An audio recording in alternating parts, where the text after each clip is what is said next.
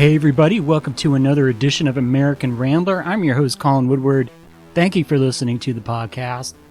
On today's show, I have Keith Ryan Cartwright back on the program. He was on the show a few months back talking about his career as a writer and writing about music and touring with bands and stuff. But he has a book out. It is Black Cowboys of Rodeo, Unsung Heroes from Harlem to Hollywood in the American West. And you can get that on Amazon now. It is actually the #1 new release in Rodeos, going for $34.95 on hardcover, $33.20 on Kindle.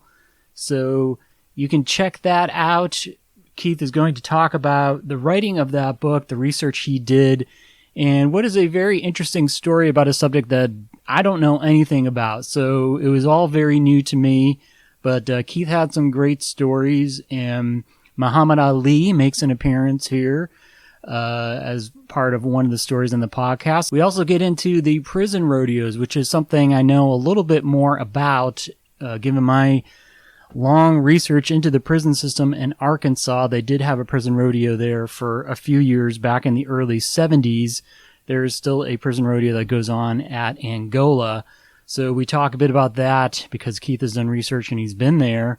And we talk about this warden named Burl Cain, who is pretty much, he looks exactly like you would imagine a prison warden at a southern prison farm would look. And he's not at Angola anymore, but he has since moved on to the Mississippi prison system. So I don't know if that was a promotion or not, but that's a very prison farm story that a guy gets transferred to another prison farm, which is, it's kind of a toss-up in the prison farms. If you're talking about Arkansas, Mississippi, or Louisiana, they all sort of trade off in terms of which is the worst. I think Arkansas was the worst for a while. I'm not sure who wins that sweepstakes now, but it is a rough business. And that's why you see guys like Burl Cain in charge who are kind of old school with their views on things, especially religion and how that can supposedly help these prisoners. But we spin off into that. And so this could almost really be a part of a 3-part discussion with Keith, but I held it to 2. So you're going to get some great stories about his book and the Rodeo Cowboys. And I will probably have Keith back once he writes his book on the prisons, if that's what happens. So interesting discussion. Keith's got some great stories. So that will be coming up. What else is going on? Well, the World Series is going on. The Red Sox are not in it. My team did not make it. And I'm trying not to pay too much attention to the Red Sox haters online. Of course, they've quieted down since the Red Sox got knocked out. But they were a schizophrenic team that had a schizophrenic year. A very frustrating team that seemed unbeatable 1 minute and then couldn't do anything the next. And that's really kind of the state of baseball now. Saw the Astros last night. They couldn't even get a hit until the late innings, and it was kind of a boring game, so I went to sleep after the 7th, I think it was. It was getting late. It was after 11, so I didn't see the game. But the Braves won, and the Braves are doing better than I think anyone could have imagined. I have to think they're probably going to change their name in the next couple of years, the way the Washington team did and the Cleveland team did. But until that time, they are having one of their best years and haven't won a World Series in a long time. And I think for some Braves fans, at least for me as a baseball fan, the 95 World Series, while, it's always great to win the World Series, that was a strike-shortened year. So you could make the argument that, had they played a full season, maybe the Braves wouldn't have got as far as they did. But they did have a great team back then, but I think in a way, it's harder to win the World Series now because of the expanded playoffs and just given the general brutality of every game, which is treated like a playoff game from the get-go. And I think in a way that is kind of ruining baseball. I won't say ruined, but makes it not as fun to watch as it could be and maybe used to be because everything's so micromanaged and players strike out so much. So there's often not a really great flow to the game.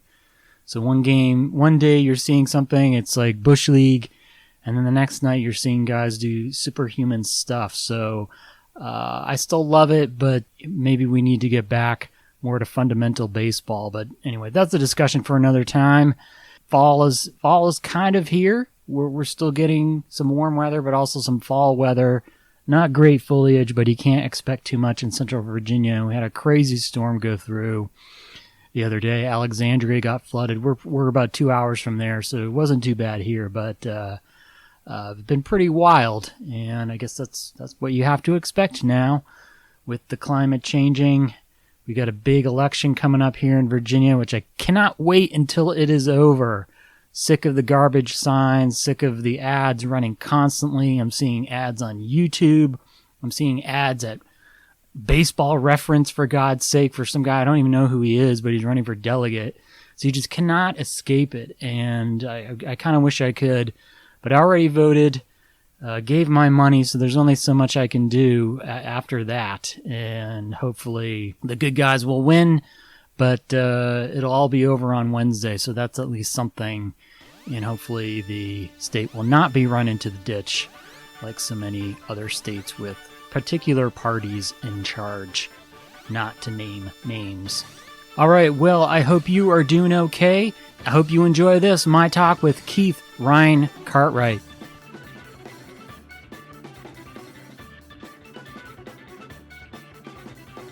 You'd really developed your chops as a writer and working in media, doing all kinds of things. Talk about how you end up writing about rodeos and bull riding and all that stuff. So I was doing the writing and producing the television shows, and then I really missed sitting down one-on-one with somebody and then writing a profile about them and getting to know them, and just I wanted an opportunity to do that again.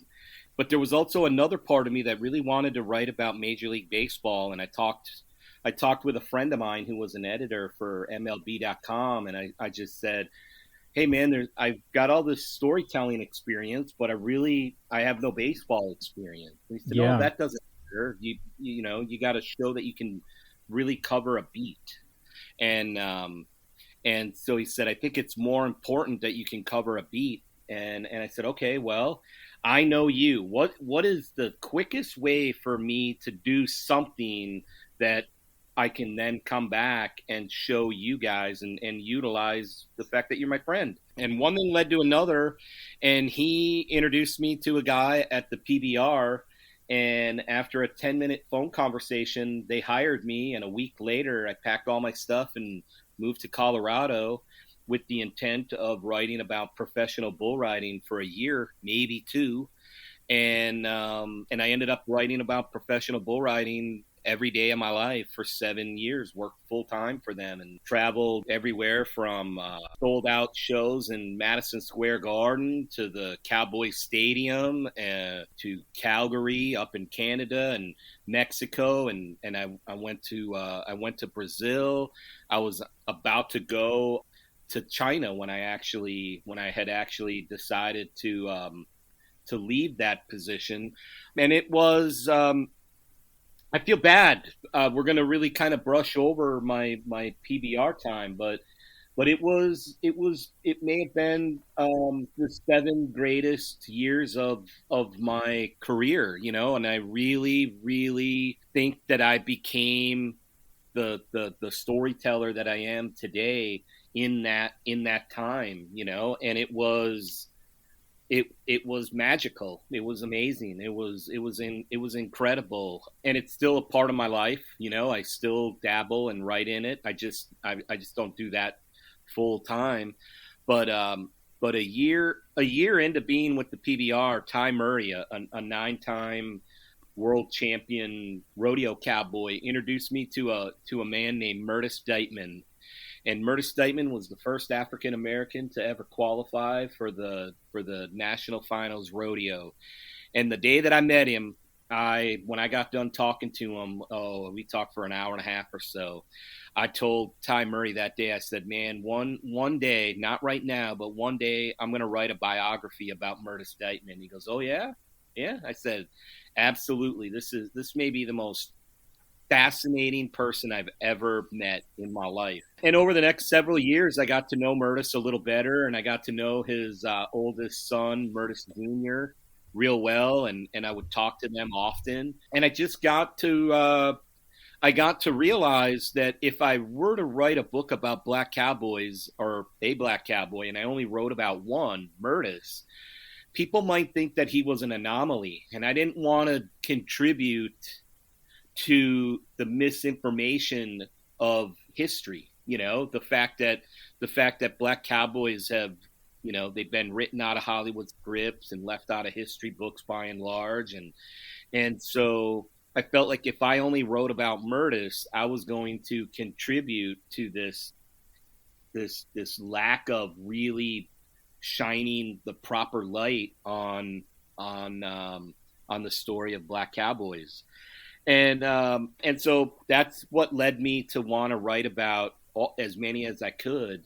And originally, when I first started the project, my idea was to just write about black cowboys. But there's a difference between a cowboy and a rodeo cowboy. And if you're going to do cowboys as a whole, and you're going to do black cowboys, you'd have to go all the way back to the end of the Civil War and at least pick it up from there.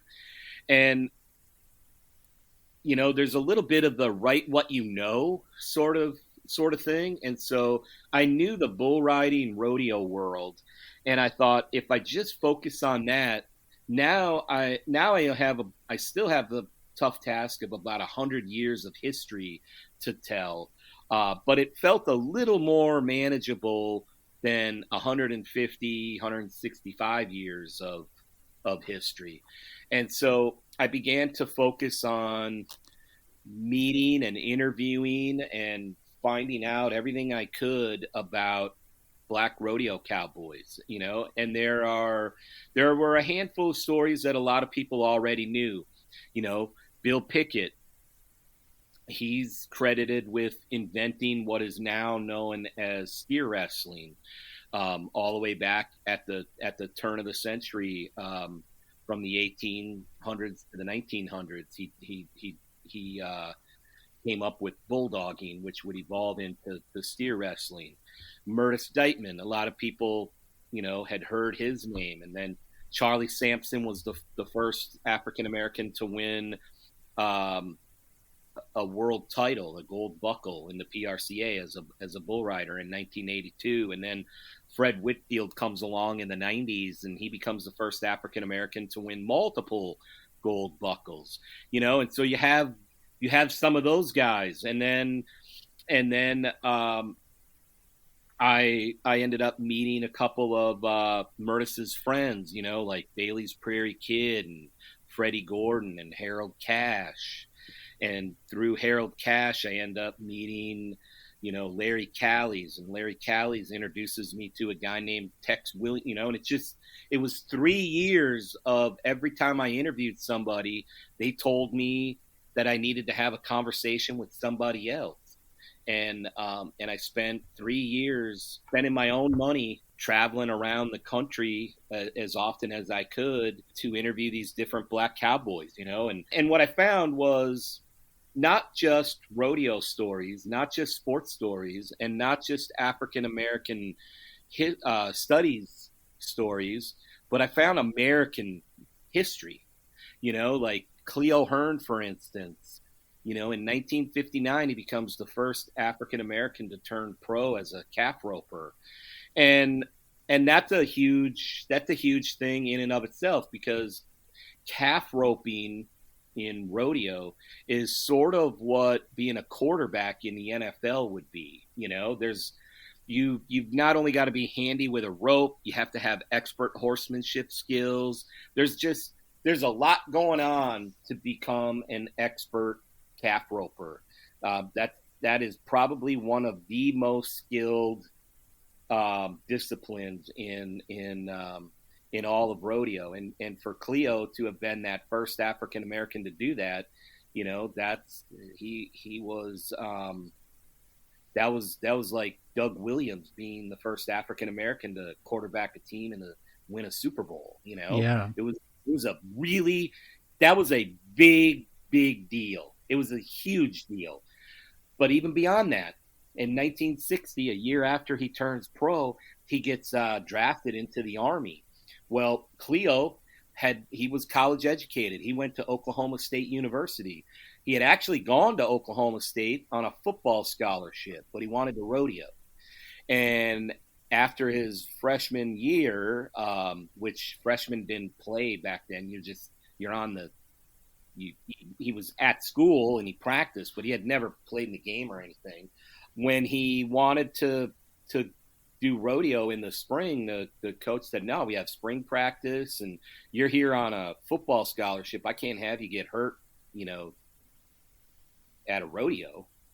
And he said, man, that's a real shame. Because I want to rodeo more than I want to play football. And so he quit the football team and then he rodeoed. But, he gets a college education, Oklahoma State University.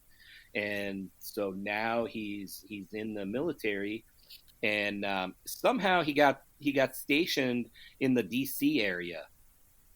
Kennedy gets elected, and obviously Kennedy and his brother Bobby, big on their agenda is the Civil Rights Bill, but they know that early in Kennedy's presidency, he is not going to be able to pass that Civil Rights Bill. That's probably something that we can argue when it is they would have been able to pass it, but clearly not something they could do out of the gate. But there's plenty of other there's so much work to be done. There are plenty of other opportunities for John and Bobby to make their presence felt in that world. And so, Kennedy obviously desegregates the Secret Service. Well, one of the other things he desegregated was the Presidential Honor Guard. And so it turns out Cleo is just in the right place at the right time, and he's college educated. And so he's among the first black soldiers named to the Presidential Honor Guard. And he becomes the first African American to ever carry a casket in Arlington National Cemetery. That's not black history. That's American history. That's a moment in American history that means something, that matters. And we know this because Cleo tells me that he felt like it was going to be a big deal that day. He knew, he had a lot of pride that he was that guy, but he had no idea until he stepped off the bus in Arlington National Cemetery, and there was over 100 media members, and just, it was like one big light bulb. There was so many flashes of light, and because of pictures being taken, because the military let it be known that they were about to make history in Arlington National Cemetery. And Cleo gave me a copy of a photo of him carrying a casket for the first time in Arlington National Cemetery on a rainy morning. And that's very cool. Yeah. That's like, am I right? I mean, that's a huge moment in American history. Yeah. Well, I mean, you said when you were writing for PBR for the first 7 years, you really liked it. What did you kind of specifically like about it? I mean, it's obviously its own kind of unique world, but you'd seen a lot of things writing about rock and roll and whatever else. Like, what kind of did you find fascinating about that world? They're not media you can't media train a cowboy. Yeah. Right? Yeah. You can't. It is unvarnished. Yeah. And so not right away, but once they take you into their inner circle, you're in. You're in, and they're gonna, there were times where guys I would do like an hour-long interview with somebody, and he would just be like, man, I don't know what in the world you're going to make of that, but have at it, bro. Have at it. Yeah. And the stories were just, not every day. You have to write, some smaller things or whatever, but, I I got a chance to, I had unfettered access. It just, I went to birthday parties. I went to weddings. I stayed with guys when they went through divorces. It was Yeah. like, you said you were a bit of a sports guy. And so you go back way before our time, back to the Red Smith era, when the writers used to travel on a train with the teams, and it was, hey, when you're on the train playing poker and drinking whiskey, you're on the train playing poker and drinking whiskey. That. It's at the ballpark. That's when you're going to interview, Lou Gehrig and Babe Ruth, right? And it was kind of like that. They knew that if we were having a conversation and the little red digital recorder wasn't in my hand, we were just two guys having a conversation. I could be honest with them when we talked, and they knew they couldn't. They wouldn't skirt around stuff anyways. Like I said, you can't media train a cowboy. You just can't. I mean, today maybe there's some guys that are better suited for that or understand it a little more or what have you. But it was fantastic, and I had they didn't always like what I wrote, but they knew that I never, ever misrepresented them. Yeah. Never, ever misrepresent. And I'll tell you one thing, not every guy in the locker room is buddy-buddy, but if you screwed one, you screwed them all. And I knew it, right? So I knew I can never, ever take my access for granted. I can,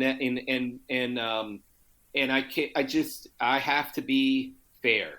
I can be fair and firm, and they respected that. I also didn't dress like because I wasn't a cowboy. I didn't dress like a cowboy, And I remember one day there was a bull rider by the name of Shane Proctor. He had asked me. He said, "Hey man, you've been around traveling with us for how many years now?" And at that point, it was like 5 years or so.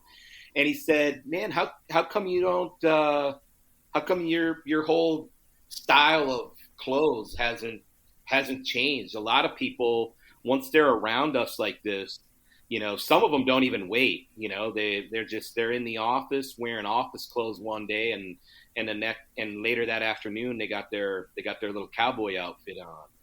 And I said, I'm not a cowboy. I respect what you guys do. I have all the respect in the world for what you do. And that's what you do, and that's your lifestyle, and that's part of who you are. You're not wearing a uniform or a costume or an outfit. That's you. That's an extension of you. And I said, for me, if at any point I ever dress like that, I'm howdy doody.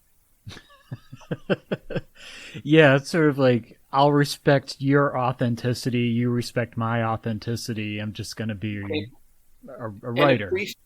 You just need, as long as you guys appreciate that I have an appreciation for what you do, and not only what you do, but who you are.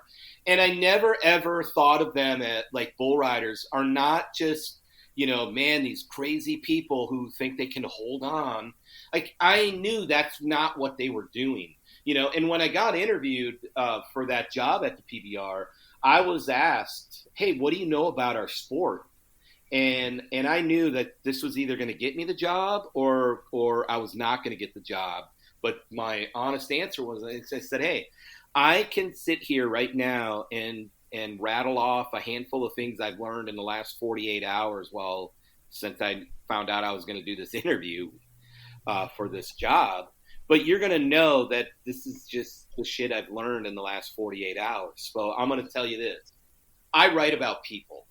Even when I was writing about music, I wrote about people set against the landscape of rock and roll or a tour or whatever. But I was writing about people.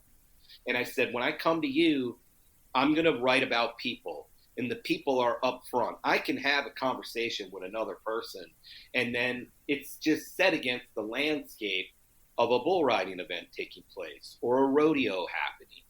That's in the background. And I said, the more I'm around it and the more you talk about it, the more I'm going to learn about the landscape. But I said, my focus is the people. And when the people are no longer my focus, then it's time to write about somebody else. No, I think that was a good way to approach it. That was a good way to answer that. And I really believe that, even to this day. Right. Yeah. No, and I think you're right. I think that's what, to a certain degree, any good writer is doing is writing people's stories. And I don't know, was it like this in writing about that world? Because if you're following a sport, maybe like baseball or basketball or whatever, you can probably write a lot without really getting into who these guys are at a personal level. Was it like that when you're writing about cowboys and bull riders? Like, were you necessarily talking about who they were, or were you trying to just kind of stick to the sport? If you know what I'm saying. Whenever possible, I wanted you as a reader to relate to them as a person. Okay. I wanted you to realize they're an ordinary person doing extraordinary things on the back of a bull. Yeah. And it was a balancing act because you still have to provide it. There is a sport taking place. So you still had to provide that. But it was a mixture, and I leaned heavy on personality. Okay. I mean, at first glance, it would seem like a sport that's really macho, but was it like that, or is it like that? Does that even matter? It can. I mean, man, it can be. Obviously, it's the most dangerous sport in the world. It's right. Not a matter of if someone's going to get hurt. It's when and it's how bad. I mean, I remember. I'm going to sound. You're going to go, oh my God. But I remember the first time that I saw someone break their neck. I was like, oh my God, this guy's career's over. Like, I just saw Paulo Coimbra's career end. Yeah. No. He broke his neck, and 92 days later, he was off the injured list and back to competing. Wow. And get this, first bull black broke it again. God. Broke it again, and was out for a year and a half, and returned to the sport yet again for another year. Wow. Luke Snyder broke his neck, didn't even know it. It was already healed, but healed jacked up before he realized, man, there's something wrong. He goes, man, my neck is kind of stiff when I wake up in the morning. And they did some x-rays, and they were like, hey, your neck was broke. Like, you actually broke your neck, and it healed, but they needed to go in, and they didn't re-break it, but they had to get some scar tissue or something out of there. Yeah. He had ridden and kept riding all this stuff, and had a broken neck. Wow. And that wasn't, he didn't do it out of being a macho. Yeah. He just didn't know. Yeah. Well, it's a little, it's not a sport for sissies. In this world, I don't know if we're supposed to be able to say that or not, but the truth of the matter is, it's just not. It's bull riding. It's the most dangerous sport in the world. No, I mean, I did you ever do any of these things to get a sense of? No. Okay. Why? The most dangerous place in the entire arena is in the bucking chute. You're sitting on top of an 1,800-pound bull in a rectangle made of steel. Yeah. All they got to do is like in a split second, like fast as a piranha, it can drop to its front, like drop down on its knees. Like I guess the front leg, it would be elbow. Drop down to its elbows and kick its ass up and slam your face off the bars in front of you in the snap of a finger. Yeah, it's pretty scary stuff. I mean, I think I went to one rodeo once. It was a long time ago. I don't remember a whole lot about it, but obviously, yeah, I mean, these guys, even the best of them, they're not on the bull for very long. I mean, you're gonna get Well, even if you're the best rider in the world, right? If you're the best rider in the world, let's say 2008, you're Guilherme Marchi from Brazil. yeah, He wins the world title, and he rides 72% that year, right? Which is way high, way high. Well, guess what? Not only did he get bucked off 28% of the time, the other 72% of the time that he made the whistle, the bull doesn't stop and say, "Hey, glad you made the ride," and you get off. You still got to get off. yeah, And getting off, even after a successful 8 seconds, is often no different than getting bucked off. right. You need to get off, and it's just, dude. There's no. It never even occurred to me to say, "Well, put me on an easy bowl." Right. Like put me on one that can't buck, that like is gonna walk out. Like, no, that's just it is that would be silly, and that would be disrespectful of people. Like, they're professionals. These are athletes. They're the elite. They're the best in the world. I mean, compared to other sports, like how lucrative is it for the guys that are the best at it? Is it a fairly Well, kind of the world champion in the PBR gets $1 million bonus for winning the world title. okay? And over the world champion over the course of the season, depending on the year and depending on how dominant they are or which events they win, the world champion probably going to win, $650 to $850,000 over the course of the year. They get that $1 million bonus. Someone who's ranked that high is probably, this day and age, its sponsorships have gone down. They're probably gonna accrue, I don't know, 350,000 maybe total. Okay. So you're looking at 2.1, 2.2 million for that year you win a world title. Yeah. So compared to other sports, not at all really, not big money compared to a lot of sports. Yeah. But dude, it's $2.2 million. Right. Right. It's a good living for sure. And especially considering the risk that you're taking, Sure. you're earning that money. The risk reward. Yeah. I'm just saying, who are we as writers to say, oh, 3.2 million? No, I'm just putting it in context because it's not a world that I know at all. And I mean, given the salaries in other sports world, outside of football, basketball, baseball, what worlds are like that? In professional soccer, there's maybe a couple of guys that make stupid money.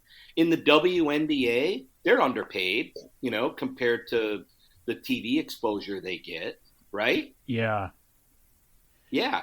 I mean, tennis, I guess, tennis and golf, golf, but even more so than tennis. But even in tennis, sure, Federer and some of those guys make the upper amount of money, but when you watch Wimbledon and you can even get to the second week, there's a bunch of people that they're barely making enough to make those type of trips. When I lived in Colorado, I lived next door to a girl who was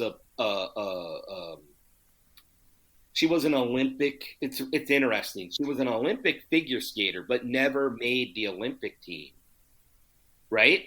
Yeah. But she's got to travel to all of these international figure skating events. And I remember one time her mom said, we just passed one another, and she said, "Oh, you gotta come in the apartment. I want to show you her dress. We're going to Moscow for the whatever. You know, I don't remember what world event it was." And she held it up, and my thought that I kept to myself was, "That's really gaudy." Yeah. But I doled out what I felt was a compliment. And I said, "Man, that's really nice. That's a lot of work to put all those sequins together." And then she put the dress down and said, "I can't believe you just said that." And I said, "What?" She goes, "Sequins? Keith, these are crystals. This is a $25,000 dress."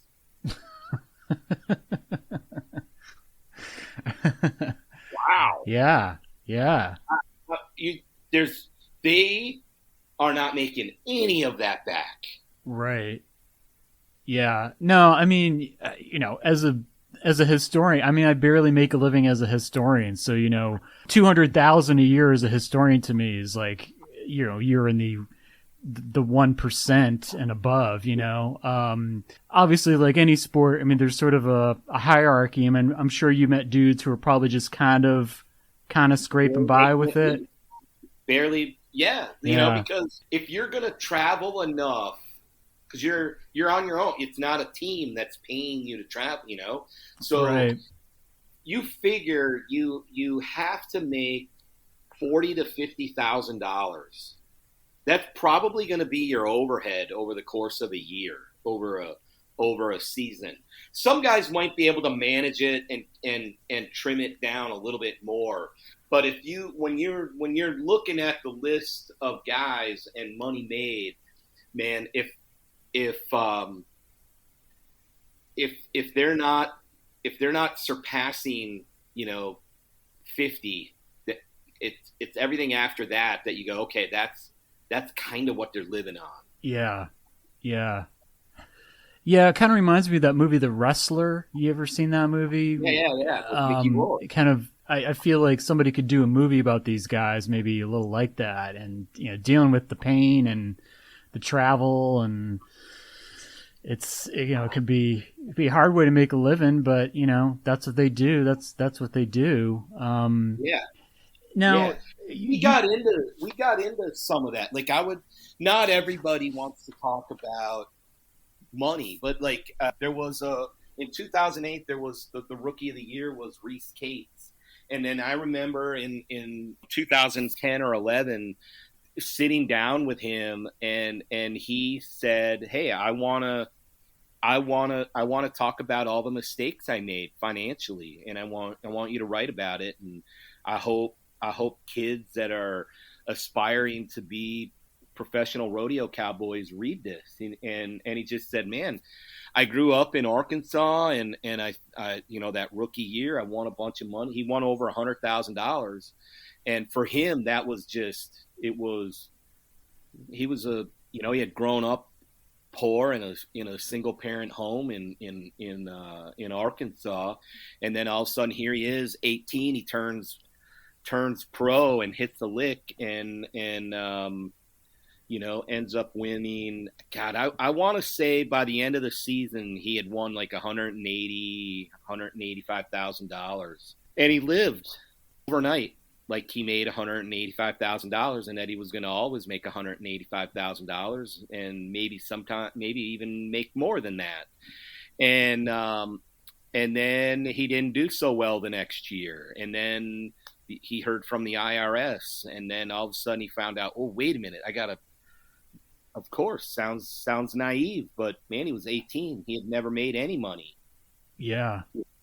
And so all of a sudden, not only in the hole trying to get his way back onto the elite televised tour, but he had this big debt looming over his head, and all this money to the IRS that he had owed, and he just said, man, it snowballed overnight, Yeah. And it took me another 2-3 years of riding, and there was some inconsistencies and this, that, and the other for him to get back to the tour. And not only that, more importantly, to get out from under that financial burden that he was riding with, and the pressure of I need to win, I need to make money, and that's the thing with rodeo cowboys, is that there's a sense of pride that nothing's guaranteed. If you don't win, you don't get paid.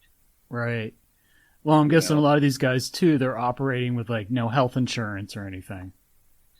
Correct. Yeah. Some of them do have it. Some of them spend that money and realize that that's part of the overhead that I'm not willing, I need to have.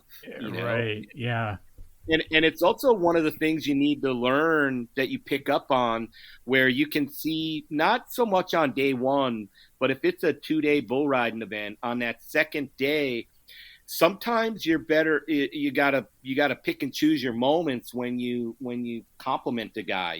Like you may see him make a real nice ride, and you're just happy to see the guy make the 8-second whistle after 2-3 weeks of bucking off, but you still might not be. It might not be the right time to say, hey, man, good job out there today. Because in their mind, they know, what do you mean good job? I finished 8th. You got to be in the top 6 to win any money. I didn't get any money. Yeah. So it's like you could say good job, and they might take it as disingenuous because they're like, man, I didn't win any money. What do you mean good job? Yeah. Whereas a guy might finish out of the average on the first day in round 1, and you could say, hey man, great job. You'll come back and get it tomorrow. And it's where you finish, and they'll shake your hand and they'll be thankful for it. And so in your book, I mean, you could have written about any type of rodeo guys, but you want to write about, black cowboys specifically. Why did you want to take that angle? Because there's sort of an extra layer to the story. Is that why? Or it's because for so long the story's gone untold, and I'll say this, I felt lied to. Yeah. No one lied and told me they didn't exist, but by never talking about them, that's a lie. By avoiding the topic, by it just, and it's not like they were never ever written about, but it was never to the degree with which it should have been, and so for me, as I've grown older, I appreciate the older I get, the more I appreciate history, and only now as I'm older do I realize, like, the 1800s, it's a long time ago, it's that we're over 100 years removed from it, but that's not all that long ago. Yeah. I'm more aware that in my lifetime, I've met people who have had conversations with people who lived in the 1800s. Yeah. You know what I mean? Right. And so yeah. now I'm so aware of the fact that right now, there's a guy, Jack Brainard. He's one of the greatest horsemen ever, and he's 100 years old. And so I know that if I have a conversation with Jack, that Jack can tell me stories that he was told when he was a little boy by a man who fought at the Battle of Little Bighorn. Yeah. But Jack's 100 years old, so when Jack's gone, and luckily I recorded it, I have about 4 hours of Jack just telling stories from his childhood and men that he met from the 1800s. Because when he's gone, those stories go with him. Yeah, for sure. No, I mean my supervisor where I work, we're in Virginia, and her grandfather fought in the Civil War. Not her great. It was grandfather fought in the Civil War. So, Wow. yeah, we're not that far removed from it. And But we're very close to being removed from forever. that's true. Yeah. And someone had asked me, I've very, very, very few people, but there was someone once who said, why you? And I said, oh, well, when you say why me, you mean I'm white. Why am I writing the story? And I said, Murda Steitman at this point now, he's in his mid 80s. I said, how much longer am I supposed to wait for someone else? Yeah. Thank God he lived as long as he did. Yeah. And Harold Cash says that all the time. I was just with him a couple weeks ago in Las Vegas at an all black rodeo. And Harold and I were having breakfast, and he was just sitting there and shaking his head, and he said, man, I'm so excited for your book to come out. And he said, it doesn't matter if I'm in it or not. He goes, just for that book to come out. He goes, I can't wait. And he said, Charlie Reno and I were talking on the phone the other day, and we both marvel, who would have ever thought and they call me a kid, I like it. If you do, they think of me as a kid, and they're like, who would have thought this a kid from Wisconsin would tell our story, a white kid. Yeah. Not only a white kid, but in their mind, like, white and black isn't even as big a deal as you're from Wisconsin. Yeah, no, I mean that's great. I mean that's kind of what it's all about. I mean, you want to tell these stories that haven't been told, and I think a lot of historians, they're writing about things that people have been writing about a long time, or what. I mean, obviously the Civil War is very well trod ground for historians to write about. But I mean, you've sort of cornered the market, I guess, on this topic. I mean, Yeah, that's exciting. yeah. Now there's a gentleman, Art Burton. He really knows black cowboys in the 1800s, and Yeah. Art's a scholar. He just recently retired. I don't recall which school he taught at, but he's in the Chicago area, and so I really feel like it's Art and I, and there's maybe a few other writers as well, but it's far and it's few between. And one thing I will say though is no one has gone as in depth as me when it comes to Black Cowboys of Rodeo. Like, I picked that, because there is a rodeo audience. There's an audience of people who have a fascination with with Western culture. It'll appeal to sports people, African American studies, American history, and it's pop culture in a lot of ways. The 1971, the first all black rodeo ever held in the cultural capital of Black America, Harlem, on Randall's Island in the middle of the Harlem River, and Muhammad Ali led a 3-mile long parade of cowboys on horseback from the Apollo Theater down what is now Malcolm X Boulevard, across the Triborough Bridge onto Randall's Island, and he rode on horseback, and that's pop culture, right? Yeah. And what that rodeo meant to Harlem in '71, when the Harlem Renaissance is clearly a distant past, and Harlem's falling to shambles, and the people of Harlem are desperately in need of a hero, and they saw these cowboys coming down the street on horseback. What is this? And unfortunately, that one rodeo didn't make a lasting impact, but it made an impact at that moment, in that moment. And it's really a shame that I haven't been able to I found a couple people randomly who attended the rodeo in 71 who still live in Harlem. But most people who lived in Harlem that would have went as fans, they no longer live there because either A, they were very young and the adults in their family have passed away, and through gentrification and other things, Harlem is no longer what it once was, and those people have been cast aside and pushed aside, and they're no longer live there. You know, they can't afford. You know, in a lot of cases, Right. they can't afford to. They're gone. You know, those people are gone. You know, and so there's not a lot of people who live in Harlem that remember specifically the 71 rodeo. Then from 84 to 97, there were a series of all black rodeos held in Harlem and Brooklyn and Queens and Coney Island.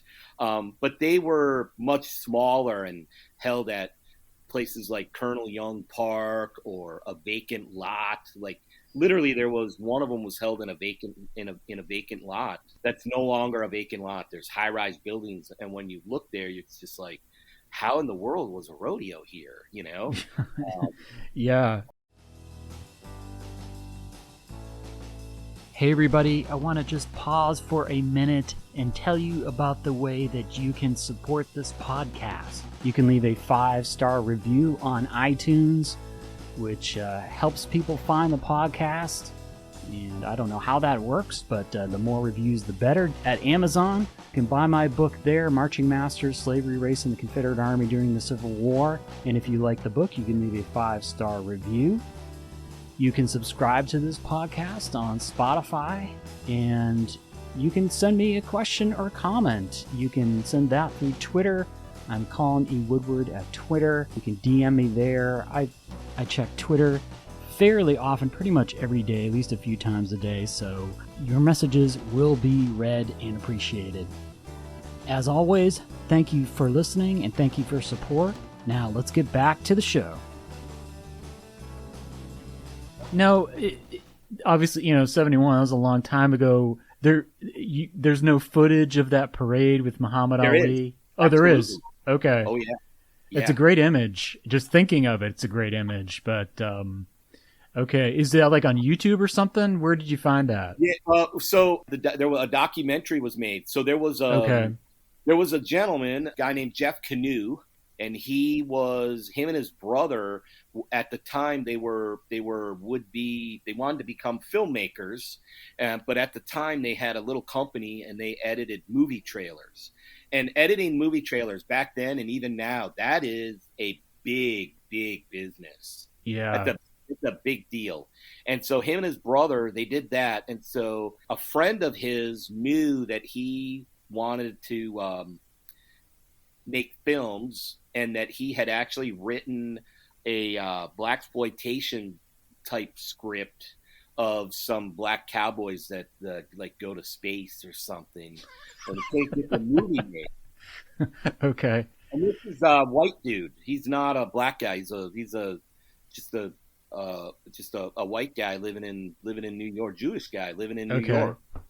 And so a friend of his called, and she knew that he had written this script but couldn't get it made. And she said, "You're not going to believe this. There's going to be a black rodeo in Harlem." And he said, "What?" And then he found an advertisement, and he reached out to them and said, "Can I film your rodeo?" And they didn't know that it was going to be an iconic event, right? Yeah. They had no idea. And so all media is good media. And they were like, "Oh, you want to bring cameras? You want to what?" "Yes, absolutely."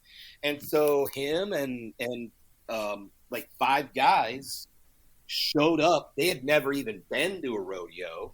So the cameras aren't always in the best position, but they spent like 2.5 days with cowboys filming them, preparing, and filmed the parade and filmed the rodeo itself. And they got all this footage and got Woody Strode to narrate the documentary. And then Muhammad Ali is in it. And Muhammad Ali's in it not because he wanted to show up to the Black Rodeo, but because Jeff Canoe, this editor, and Muhammad Ali, they had the same attorney. Okay.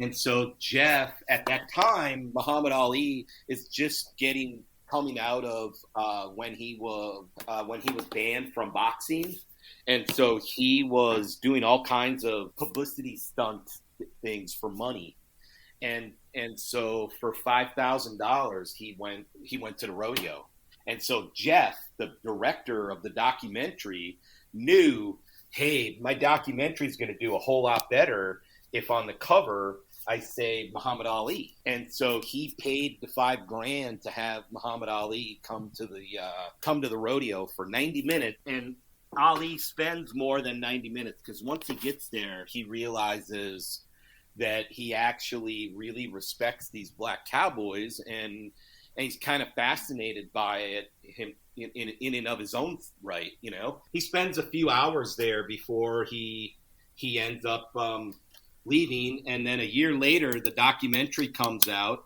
and it's a much talked about, rarely ever seen.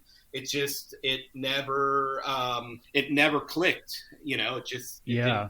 It didn't click with audiences at the time. And Jeff told me about a distributor in Los Angeles who heard about it and was maybe interested in buying the film. This is back in 71, 72.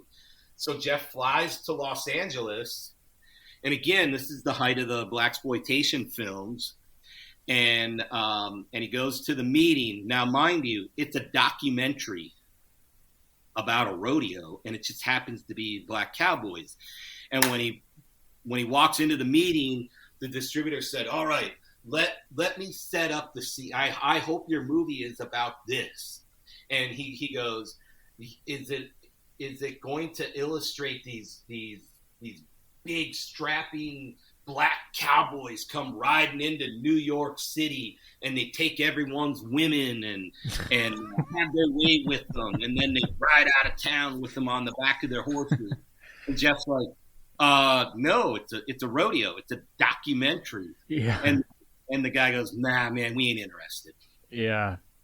And that's pretty much what the reception was at that time, you know? And so okay.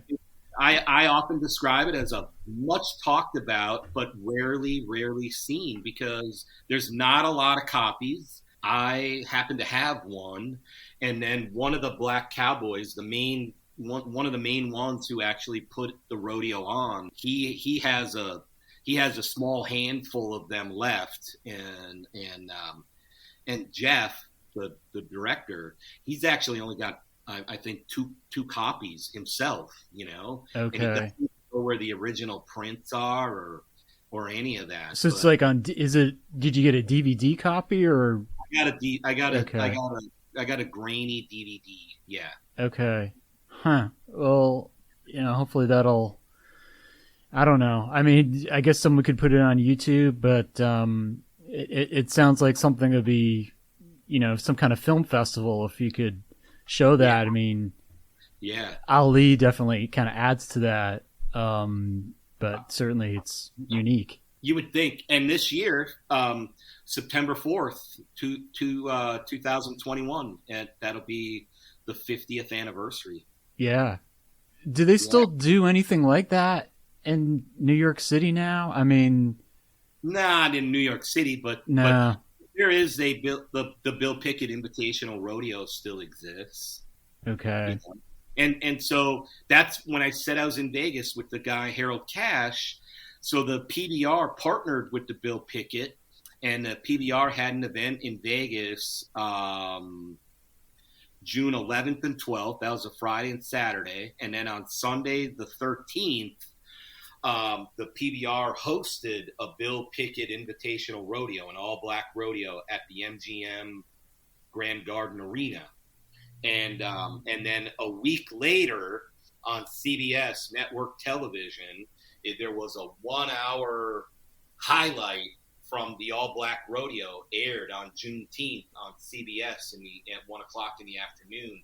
And it's the first time in history that a black rodeo was ever aired on television, much less network television, on Juneteenth, which to me, given that it was the first, given the significance of Juneteenth, given the significance of what Juneteenth means this year, that it was the first time that it was a federal holiday, that to me becomes the most significant moment in the history of black rodeo. Well, and I think, I mean, you might be surprised too. There are archives around the country that might have some kind of footage like this somewhere. I mean, you've talked about Arkansas, and like that's a place that you never know what you're going to find sometimes. I've had a hard time. There are some places. There's a couple of black cowboy museums, but they're gosh, how do I put it? Underfunded? That these people are doing what they do, correct? Yeah.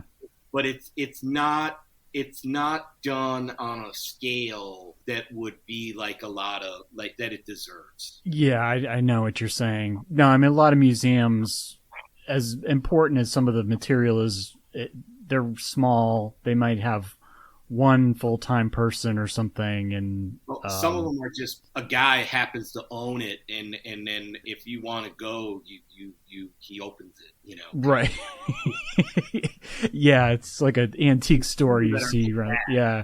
It's not being preserved quite properly. You know? Yeah, I hear you. Don't even know to know that it's not. Well, and that's maybe a good segue for me to, like, in terms of your sources, you talk to a lot of people. You're obviously talking to some of the guys that had done this that are still around, but then, you know, there are probably guys that knew guys. And you also said a lot of your info came on Facebook. Is that right?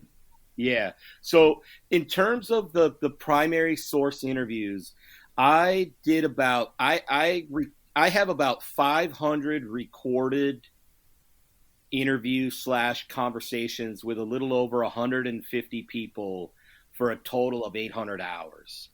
Okay. Yeah, that's a lot. In a 3-year window. So there's that. But how I met a lot of people was that I created a network through my Facebook page. And initially it was me friending anyone that had a connection to black cowboys or was a black cowboy, what have you. And then people started friending me, you know, and then started messaging me like, hey, have you heard of, and they would tell me about somebody. And over now a 4-year time, it's just a real nice network of information and ability to continue to find new people. You know, my biggest thing was, I don't believe, do you know who John Meacham is? Yeah, right. Yep. The historian. So I've interviewed him a number of times. We've had a couple conversations, and I made the mistake once of referring to one of his books as the definitive book. And he said, hey man, there's no such thing as definitive. And it was the book that he wrote about Bush 41, you know, okay. and that book covers their entire life. He's like, how in the world can 80 years, you know, and he's got that book's maybe 600 pages or whatever. He's like, that's not definitive. I would allow you to say it's a comprehensive look at George, but a book can never be definitive. It can never be a definitive look at someone's life because it's just, there's too much time, you know? And so my book isn't a definitive book, but it's a very, very comprehensive trip through time. And each chapter sort of lives in and of itself. And so once I got to writing it, you know, it was a matter of what's the best representation. And so some of the hardest decisions I had was, you know, to this day, right now, me thinking, oh, I wish Will Dawson would have had I probably should have wrote a chapter. I should have wrote a profile of Will Dawson. he's in the book because I have a couple pictures of him in the photo gallery with a longer cut line that's like a paragraph. So he's represented. He's represented in a couple of chapters when his name gets mentioned, but I don't tell his story, and so there were stories that aren't in the book, but there's also that notion of know more than you write. And so if you know more than what you're going to write, if you write everything then you haven't done enough research. So Yeah. if you've done enough research, you're going to have to make some tough decisions, and so it's about making the best representation of giving people the image of what Black Cowboys of Rodeo looked like over this 100-year window. I'm not sure, how many guys do you sort of profile in the book altogether? Is it? So there's 38 chapters. A handful of chapters have, like the LeBlanc family. That's 4 members of the LeBlanc family that are in it. The very, very last, the second to last chapter is three guys from Compton. But a lot of times it's one person. So I would say throughout those 38 chapters, there's probably 50 or 52 Black cowboys that I go real in depth, that you really learn about. And what are maybe some of the stories that stick out most to you? I mean, I know you probably enjoyed writing about all of them to a certain degree, but like, are there certain stories that really kind of hit home with you? Yeah. I mean, I think for the purposes of your podcast, I'll talk about Tex Williams. In '67 and then '68, Tex Williams becomes the first African American to win a high school state rodeo title in Texas, and he does so, yet never competed in his own hometown, because despite the fact that he was in high school after LBJ did sign and pass the civil rights bill. You can have a bill, but it needs to be at some point it's got to be enforced. And in Wharton County, Texas, they didn't allow whites and blacks to play sports together until well into the 70s. And so here's a kid who's a state champion, 3 state titles he won. He won a title in '67 and 2 of them in '68. And yet in his own hometown at his own high school, he never competed. As a matter of fact, that meant he couldn't even compete in high school rodeo as a freshman and sophomore, because it wasn't until he was a junior that they even let him compete at the other high school rodeos around the state. And so as a freshman and sophomore, he went to semi-pro events and where he competed in open rodeos where you had some amateurs and some pros, and he would win those. So the fact that he was already as a 13, 14, 15-year-old boy competing against men and quite frankly kicking their ass, what do you think he did when they let him compete in a high school rodeo? Now he's competing against, kids his own age. Well, he had already been beating grown men in their 20s and 30s. Yeah. He wins 3 state titles in 2 years. But he's hurt all these years later. His biggest disappointment was the fact that he's like, man, I was a kid, I was a teenager, and because I was black, they didn't want to let me ride in my own hometown. Yeah. And that's the sad truth of a kid who grew up in El Campo, Texas, and that really stands out. And I think the story of Tommy Cloud, who grew up in Texas and then moved to Los Angeles, and he uh, he started a stable where that became a home stable for a lot of black cowboys, and he started it in 1958. And so I know for a fact that going back as far as 1958, there's been black cowboys coming out of the inner city of Los Angeles, right there Yeah. on the corner of El Segundo and Figueroa. And so telling the story of Tommy Cloud and how he really brought everybody together and made a place for them to go.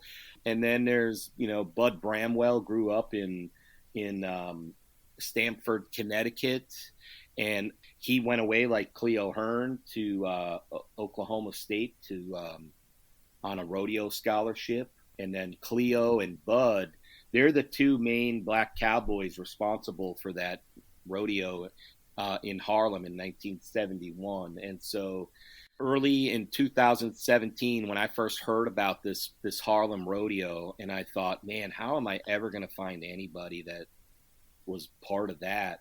And to find the main guy, Bud, and he was still alive, and we became friends. Like he's 85 years old. I talk to him all the time. And unfortunately, a lot of his memorabilia burned in a house fire. But one day I got a package in the mail, and I opened it up, and it was a program from that rodeo in Harlem. And then there was a bunch of paperwork. It was like the list of all the cowboys who had entered is handwritten.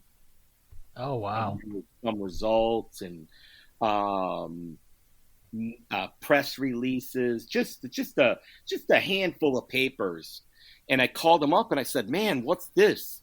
And he said, "Hey, I lost almost everything in a house fire, and that was all that's left of it. So I sent it to you." And I said, "Man, I can't believe you could have got lost in the mail. You trusted the U.S. mail." I said, "Bud, I'm going to take great care of it. And when I'm done with the notes, and I won't keep it long, I'll drive over to Oklahoma," because he now lives in Stillwater. And I Okay. said, "The next time I come over to Stillwater, I'll bring it." And he goes, "No, you don't have to bring it. It's for you."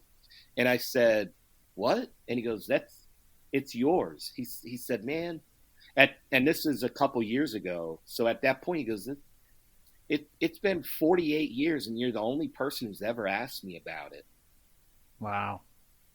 He said, "It, you're the person that you deserve to have it."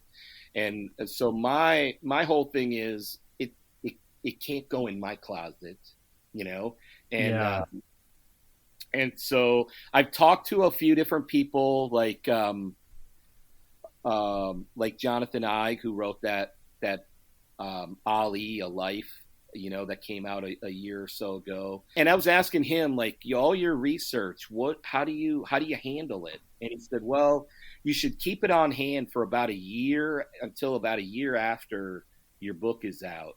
And then at that point, you can look to have it archived." And so my big decision between now and then is, do I archive it at the Schomburg Center and it be more African American studies, and especially the stuff that relates to the East Coast and that Harlem event, um, or do I go to the National Western Museum in Oklahoma City, that is basically the Smithsonian of the West, and put it there? And I'm gonna be on, and I could also the Gene Autry Museum in Los Angeles, and then I've thought, do I divide my research into thirds, and the stuff that has to do with Oklahoma and Texas, put it in Oklahoma City, the stuff that's from out west, put it at the Autry, and everything from Chicago to the East Coast goes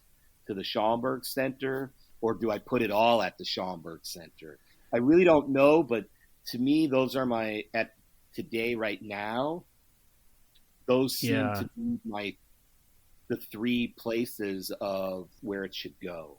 Well, as an archivist, my advice would be try to put it in one place and not kind of split the baby in half, so to speak. I think, do some research, and one place seems the best to you, maybe give them everything that you have. And some places, depending on who you talk to, what your relationship is, I mean, they might say, well, we could do an exhibit with this, or we're working on something that's related and we could, put this in the exhibit. I mean, just the story itself, I mean, you could probably just about anywhere, especially bigger cities, get the story out there about the black rodeo cowboys. I mean, people love to see that. I don't know if that's a great answer or not, but I think usually if you can just give more to one place, that's the way to go. If it's not necessarily your stuff, maybe you could kind of parcel it out. Yeah, I think that advice you got about wait a little while is good. And then wait till the book is out and then kind of go from there. Yeah. Yeah. And I'm really, I appreciate you offering that advice. And I really am leaning toward the Schomburg Center. And Casey Matthews is the chief of staff there. And he's in the book because when I told you about those black rodeos that happened in and around New York from 84 to 97, he had a role at Columbia, and there was some program that had to do with some inner city kids, and he used to take them down to Colonel Young Park to go to the black rodeo. And he has vivid memories of that.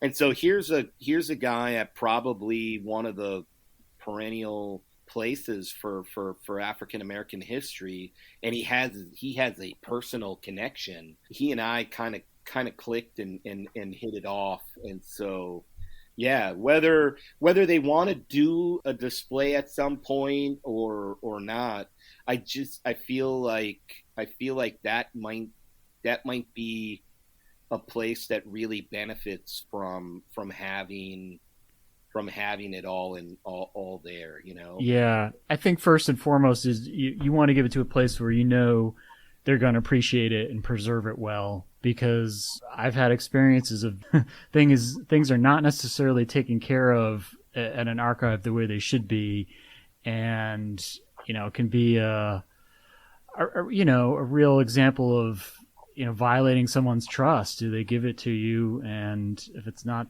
done right, you possibly ruined this for later generations. But there are places obviously that have good reputations, and I think if it's one of the bigger, better places, they're probably going to take care of it very well.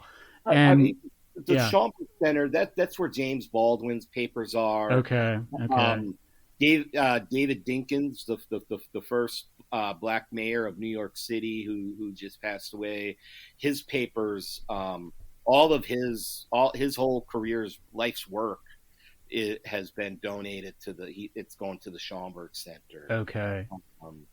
And as a researcher too, you want to be able to just kind of hit as few archives as possible, just to kind of maximize, your resources. Yeah. So if you can go to a place that has kind of everything, more or less, that's what you want to do. I feel like a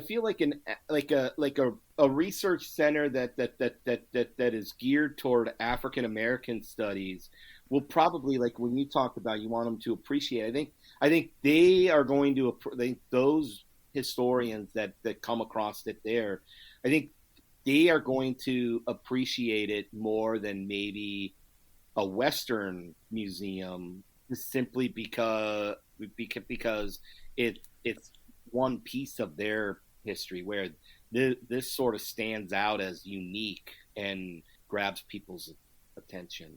A dopey white kid from Wisconsin who sort of stumbled into this thing, and then all of a sudden, the more I met these people, and the thing is, like I told you, it's about 500 conversations for 800 hours or whatever. When you're willing to listen, you that's when people start to say, you know what, this is the person I'm going to really share my story. Yeah. And they picked up on, I as much as I've done all the talking tonight, I normally just sit and listen. I Yeah. interviewed a black stunt, one of the original black stuntmen in Hollywood a couple weeks ago on a Saturday, and obviously I wasn't able to do it in person, and he's in his 70s, but he's still actively working, and he was leaving to go film a movie in Prague, and so we had to do it over the phone. It was 7.5 hours, and it's Oh, mostly wow. him talking. Yeah.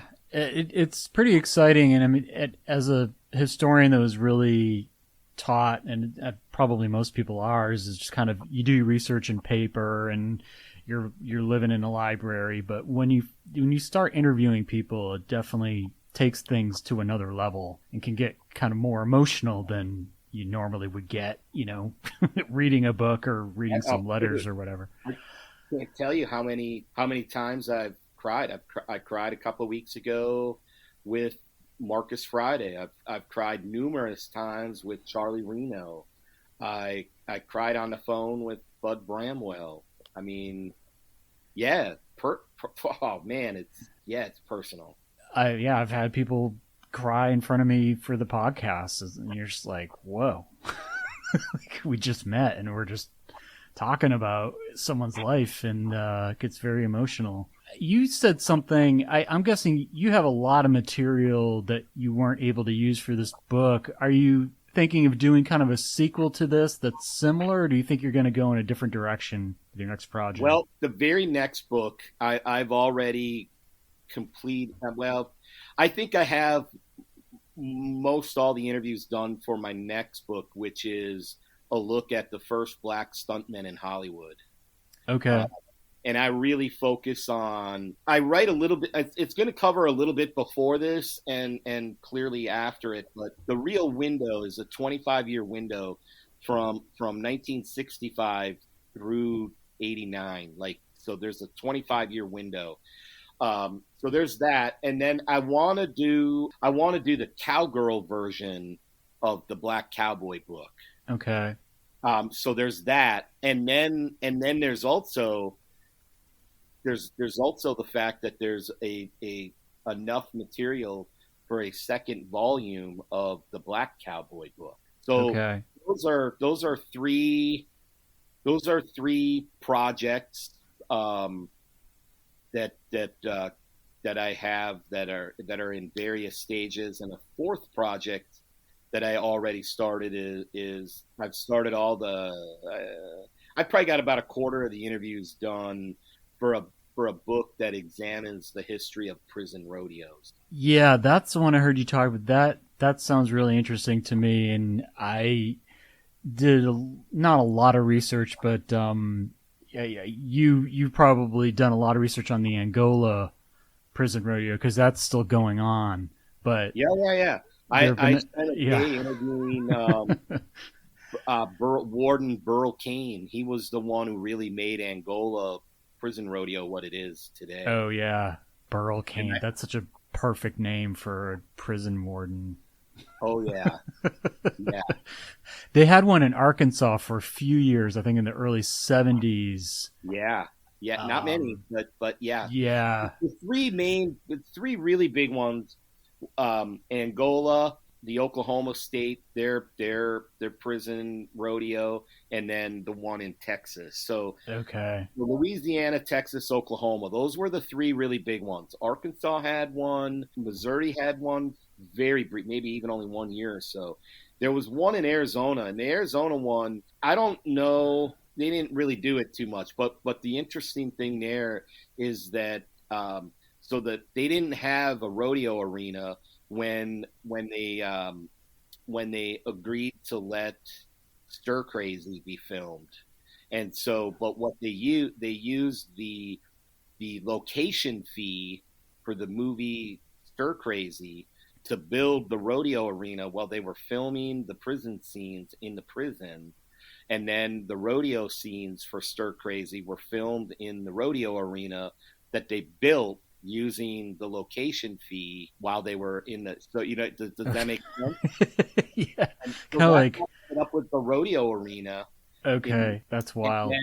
then there was a prisoner who wrote a fan letter to Larry Mahan, who was like a 6-time all around PRCA champion.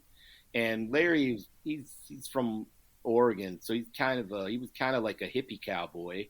And so even though it was a prisoner writing this letter, and was asking him some pointers, because now they had this arena, and so this prisoner said, yeah, I think I'm going to try to compete in the prison rodeo. What advice do you have? And so Larry wrote him back, and then the prisoner was shocked to get a letter back from him. And so he wrote Larry thanking him and then said, hey, I got a couple more questions. And so when Larry got the second letter, he called the prison and asked for the warden and said, hey, one of your inmates is writing me for advice. I got an idea. Rather than me write another letter to this guy, why don't I visit the prison, and I'll give a free rodeo school to whatever inmates are interested in entering the prison rodeo. Then Larry went to the prison and gave a 1-day rodeo school. Yeah, I talked to Terrell Don Hutto, who I think started the rodeo in Arkansas, because he was there in the early 70s. I'm pretty sure it was his idea, but yeah, it only lasted a few years, and I think I was a grad student when I found out about the one that happened at Angola, and I was baffled that they allowed that to go on, but it's also Louisiana, so yeah. different way of thinking down there. But yeah, that would be a great project, and I might have copies of the prison newspaper that had the rodeo story, and I might have that somewhere because I've done a lot of research on that time period. But yeah, it's pretty wild. I don't know if there maybe has been a book or two about the Angola rodeo. There are, yeah. Yeah, but if you expanded that and talk about the others, I think that'd be really interesting. Yeah, and there's one of the former wardens in Oklahoma. He since retiring, he's written several books about the Oklahoma State Penitentiary. Okay. And some of them are the history of the actual facility. Some of it's about the history of the prison, and then he has another book that is about, kind of covers a lot of the rodeo history there at the prison. And the really unique thing, I don't know if Arkansas did this or not, and it's still this way in Louisiana. The barrel racing, those are pro barrel race. Those are real barrel racers. Those aren't inmates. Okay. Those are girls. Those are women from that are at whatever other rodeo you might go to. Okay. The prison rodeo there in Angola is just another rodeo for them in terms of the barrel racing. It's just the rest of the rodeo is inmates. Okay. They're behind the chutes with the inmates. Yeah, that's pretty wild. That's very wild. I would almost kind of like to go just out of curiosity, but I might not be able to live with myself if I saw the prison rodeo. But as a purely research thing, it would probably be pretty fascinating. So have you been to the actual prison rodeo? In Angola, yeah. Okay, yeah. Okay.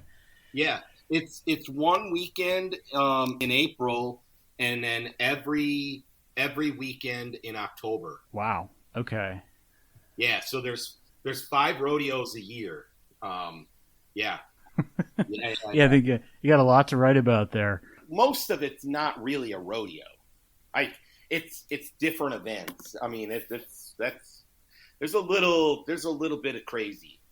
Yeah, I remember some competition. It was like the prisoners would sit at a table and then they would kind of let the bull loose. Well, they're supposed to be playing poker, and it's the last one to get up from the table. Right. It's a fighting bull, and then there's a money sack with $100 in it between the horns, and then it's just whoever can grab that money sack from between the horns you get the $100. Yeah, I'm not really sure how they get away with all that, but again, it's Louisiana. Yeah. Warden Cain told me that he doesn't think it'll maintain this, but he had it to where it made the prison. It was a multi-million-dollar operation. Wow. In addition to the rodeo, there's a flea market, and the flea market is all stuff being sold by the inmates. Okay.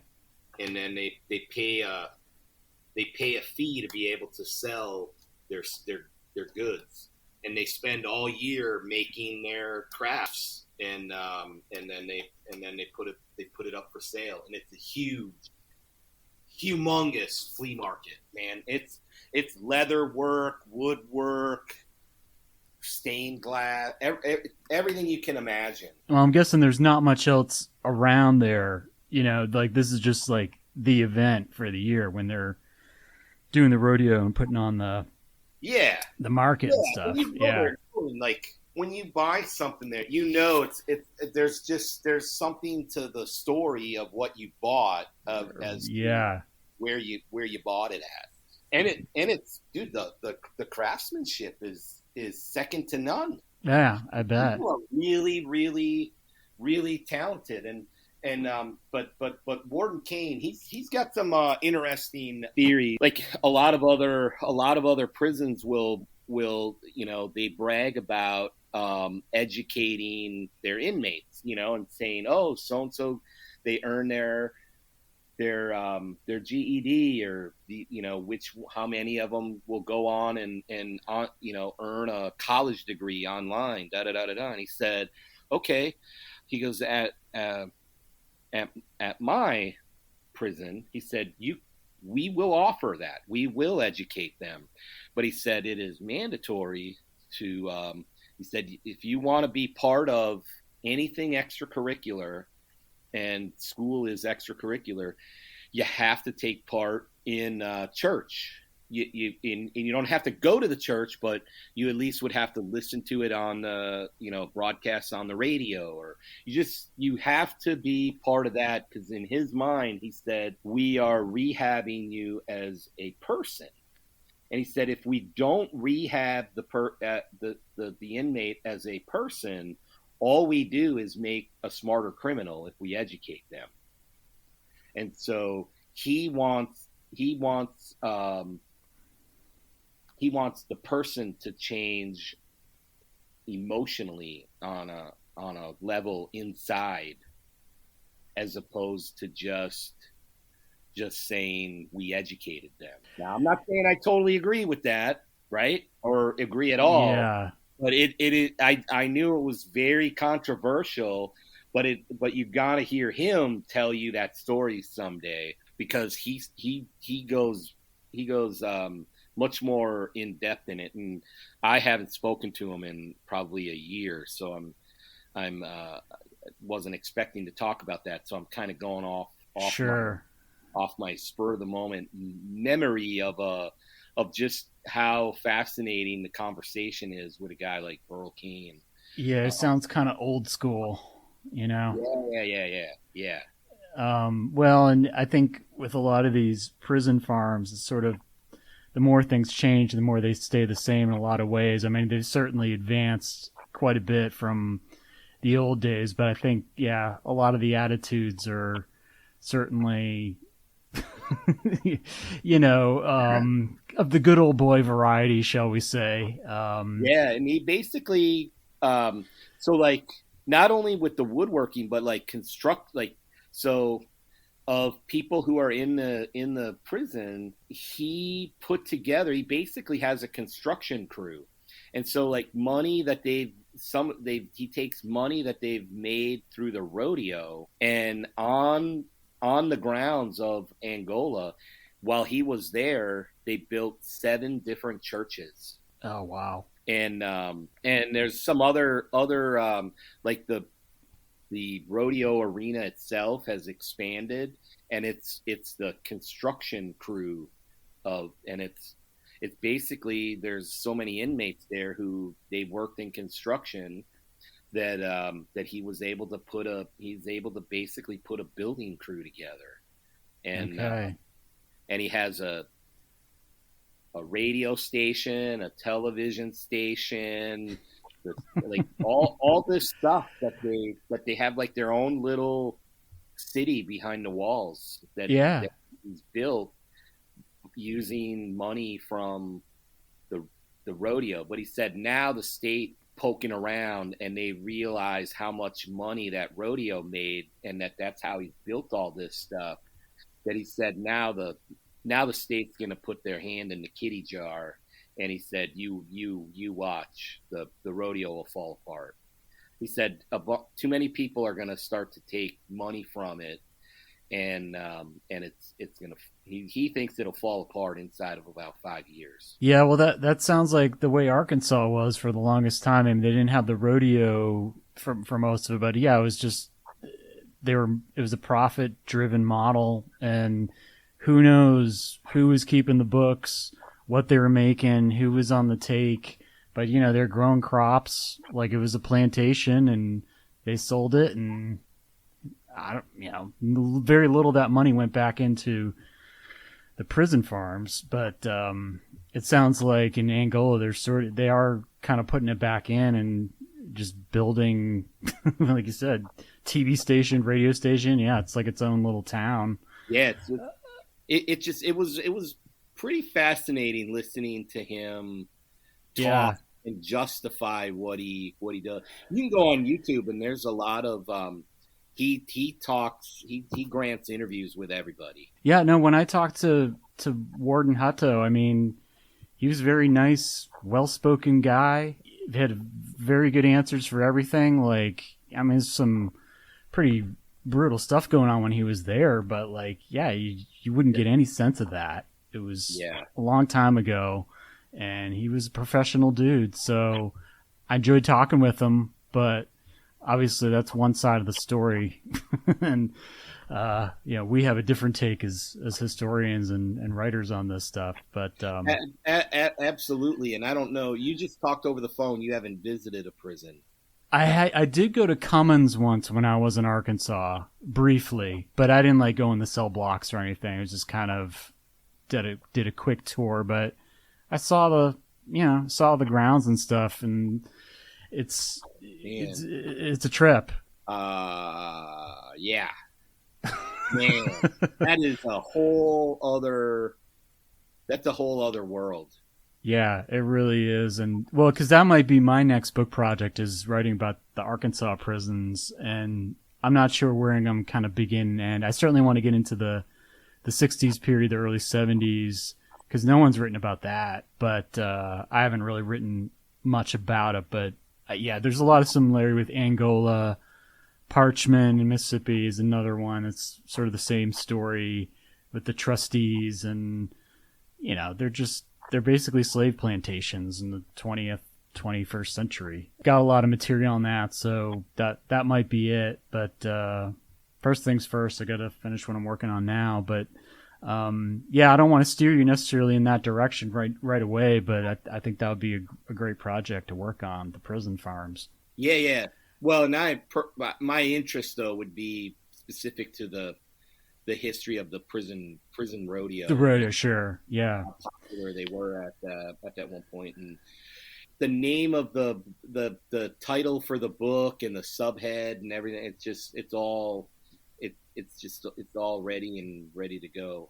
It would be called Cowboys and Inmates would be the main headline, and then the subhead is Behind the Walls of the Wild and Western History of Prison Rodeos. Yeah, that sounds great. Well, again, Keith, good luck. Congratulations. Appreciate it. I hope it does well, and I'll be in touch. Yeah, we'll be in touch, and I really appreciate everything. Thank you very much. All right, that was my talk with Keith Ryan Cartwright. I hope you enjoyed that. Check out his book, Black Cowboys of Rodeo, Unsung Heroes from Harlem to Hollywood in the American West. Available at Amazon, $34.95 hardcover, $33.20 Kindle. #1 new release in Rodeos, so check it out.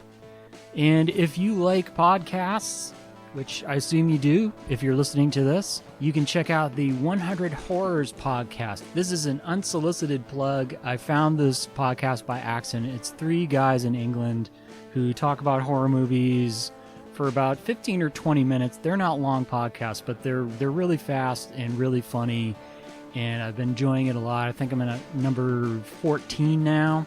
Just finished the one on The Conjuring, and you don't really need to see the movies to enjoy their discussion of it. They're not hardcore film buffs, and I think there's at least one episode where one of the guys didn't even see the movie, but it is very funny, and I just started following these guys on Twitter, so they don't have a huge internet presence, but if you want a horror movie podcast or a podcast about movies, it has been very fun to listen to, so you can check out 100 Horrors. It's on iTunes and Spotify, and I think they're about 35 or 36 right now, so they're trying to get to 100 obviously, and just found out by accident, so I love when I do that and find something that I have been enjoying. And you know, I don't know who these guys are, but they could be a stand-up group or something, so check that out, 100 Horrors, if you have the chance. And you can check out my book, Marching Masters, Slavery, Race, and the Confederate Army During the Civil War. I think that's the title. Available through University of Virginia Press, and I'm in the indexing phase of the Johnny Cash book. I know I'm supposed to wait till the page proofs are almost done, but I figured I can do some progress on the index before then. I did it in the first book. I just don't want to have that pressure of having to do an index in like a week or two, or however long they give you. I can't remember, but I should be getting the page proofs back soon. I'm going through it and finding some things, and hopefully the copy editor will find them too, and then I'll be on to the next thing.